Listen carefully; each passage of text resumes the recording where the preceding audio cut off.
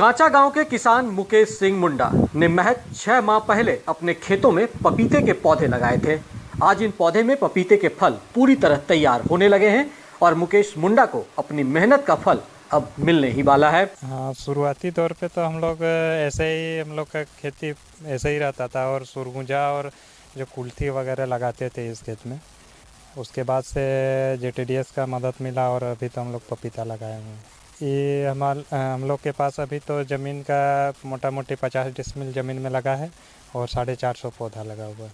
मुकेश सिंह मुंडा पहले मौसमी सब्जियों की खेती किया करते थे, लेकिन पपीते की तैयार फसल देखकर अब इन्होंने इसे ही विस्तार देने का मन बना लिया है। कांची गांव के किसान पपीता के खेती के जरिए आत्मनिर्भर बनने की राह पर है और यहाँ पर इस गांव में करीब 1 एकड़ जमीन पर किसानों ने पपीता का खेती किया और ये जो पौधे आप देख रहे हैं जिसमें फसल लगे हुए हैं, ये मई महीने में लगाए गए हैं और मुश्किल से 5 महीने में इसमें फल आ गए हैं।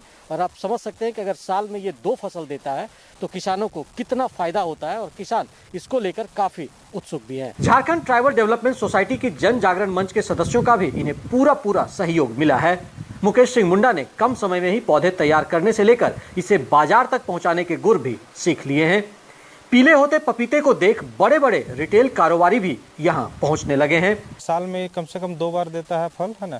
उससे क्या है कि यार कोई दूसरा फसल है हम एक ही बार फल लेते हैं और इसमें क्या है 2 से 3, 3 से 4 लगभग 3 साल तक हम इसका फसल ले सकते हैं। मई महीना में लगाए हैं लेकिन अभी तक पूरा तैयार हो गया है और अगर ये प्लांट जो है साल में 3 साल तक ये फल देगा।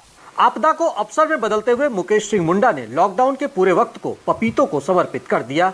अब ये पपीते ही इनके बाकी जीवन के साथी और साधन बन चुके हैं।